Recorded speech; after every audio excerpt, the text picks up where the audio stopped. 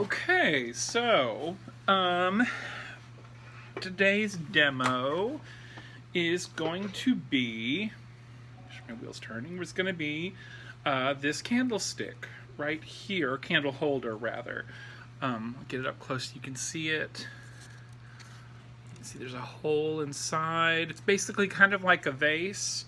It does have a bottom. It doesn't have a hole in the bottom, but it's got a small enough mouth that you can put a candle in it, a taper, and then it has a way to catch wax if it drips.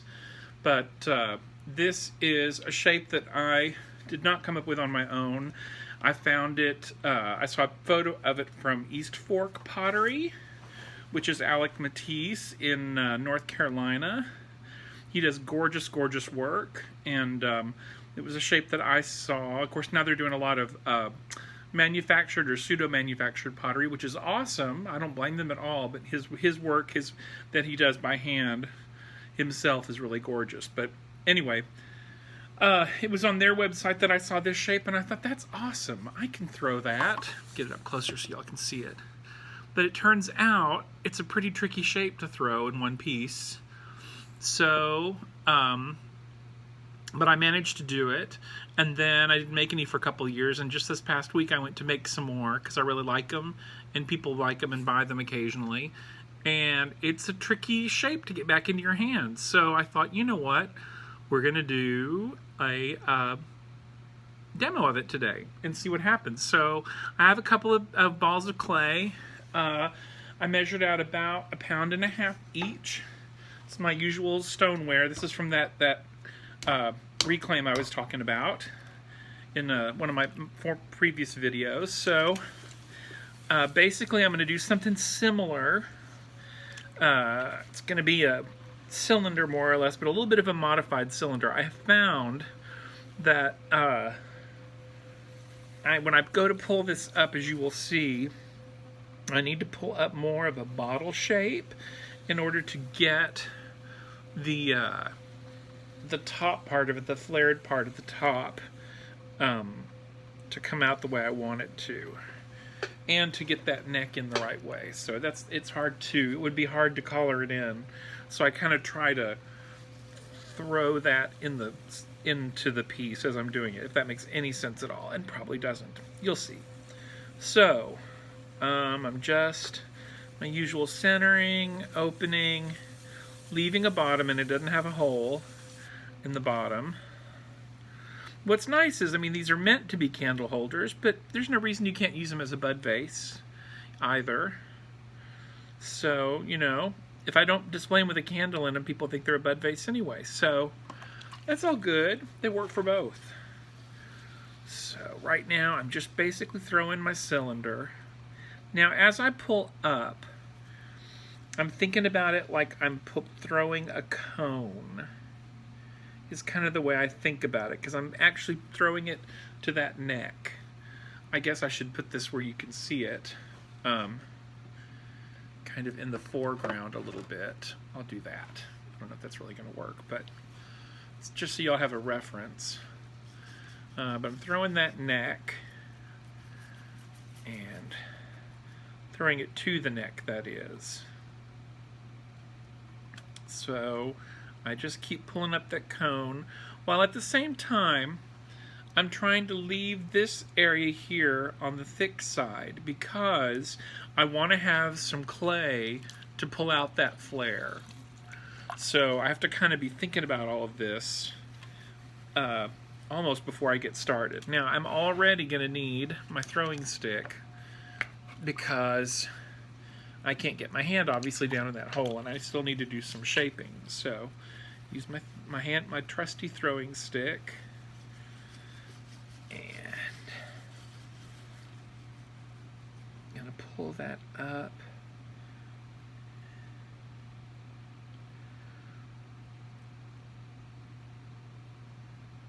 Work on that curve.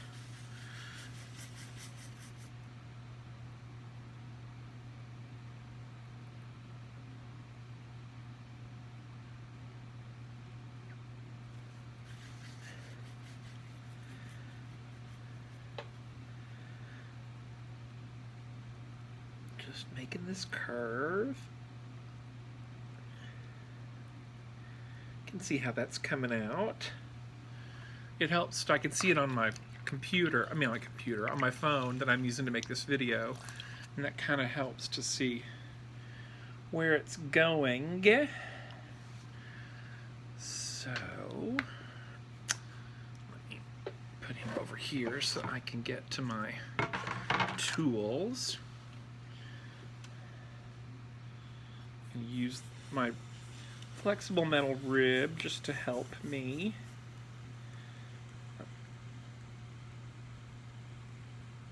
I've got more clay on top than I thought I would, so I'm pulling this up. I've still got quite a bit of clay. Ah! Well, crap. And that's what's hard about this particular form. I threw it too thin in the middle and pulled that top right off. So, what I'm going to try to do is just throw a smaller version. So, push this in, get a thinner base, pull this up.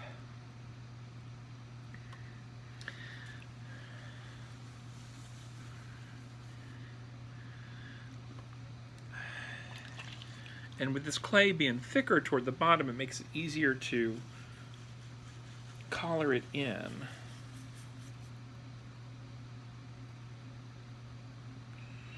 So, again, I'm keeping it a little on the thick side.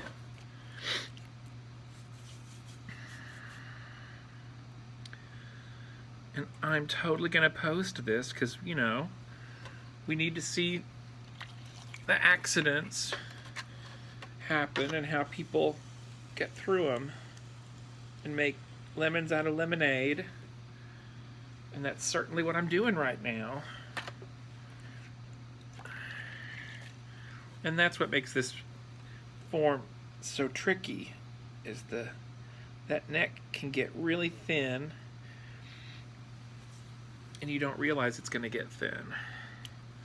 And then you pull the top off. Now, you'll also notice that I'm more or less following the rule, the 2/3 rule, that design rule. Not totally, because the candle hold, the part that's going to actually hold the candle, is up towards the top, but still has to be a little taller than. How does that look? I like that. Okay. I'm not finishing my sentences. Sorry about that. Now, this is where that neck is a little.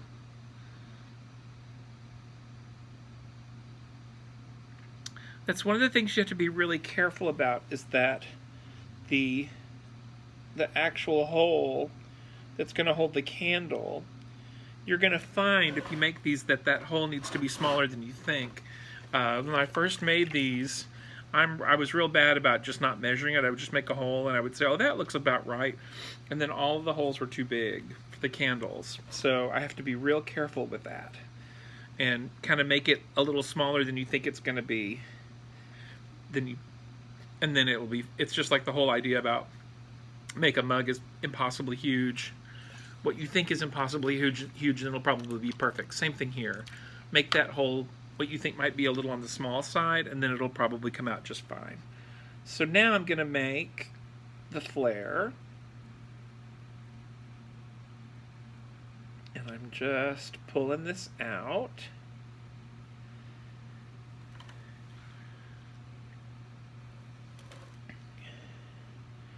I want to pull that flatter, so I'm just going to pull it flatter. And it'll have a little curve to it.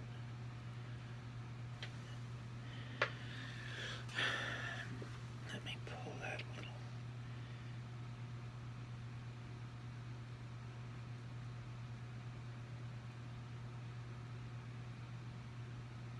There we go.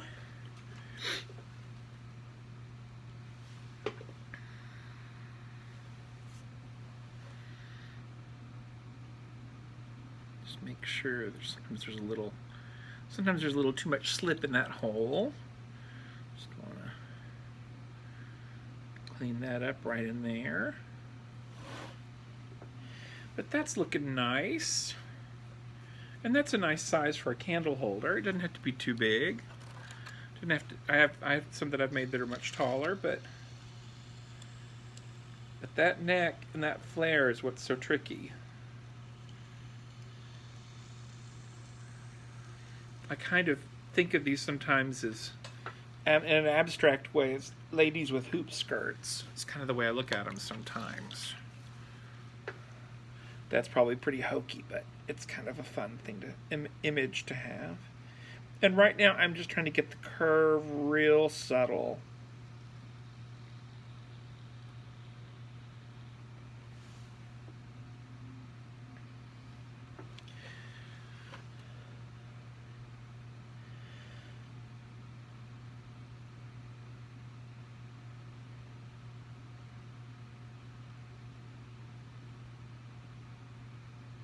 Okay.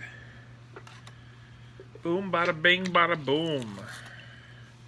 Then I'm gonna go clean up that rim. Then I'm gonna take, now to clean out the water, to sop up the water from the inside. For this one, I'll use my throwing stick because it's got that little tiny, and it just fits in there, and I just move it around inside, make sure it's sobbing up everything, and then I should probably do that one more time.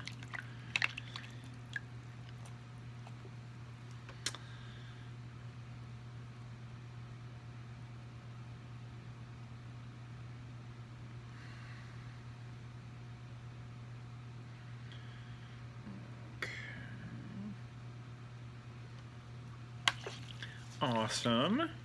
And then I'm gonna use this tool, cut off the bottom. This will help my trimming be a lot easier when it comes time to trim. It'll just be a quick cleanup. Remove this little bit of clay.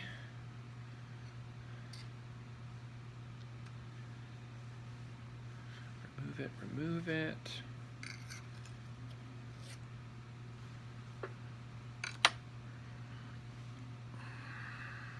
Get my flexible rib again and just do a little bit of finishing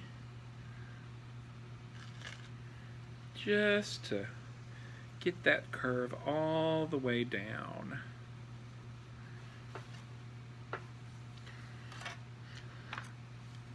And I'm just being real persnickety with this. It's a technical term, persnickety. Just to clean it up as much as possible so that when I go to trim the bottom, I barely have to do anything to it.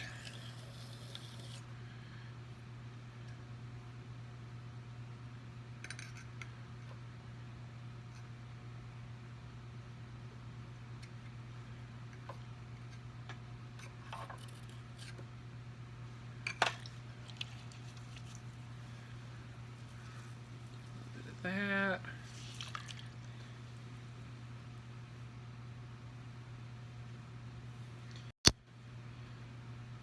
And there you have it. And I even managed to keep it, it's staying right on center, which is always nice. That's exciting. And these bats are always hard to get off the wheel. I use my flexible rib. Sometimes I slip it underneath and then it pulls up really easy. And there you have it. I'll hold it that way. You can see the hole right there. And I think that hole will be okay. I don't want to try to push it any smaller because this is definitely going to shrink.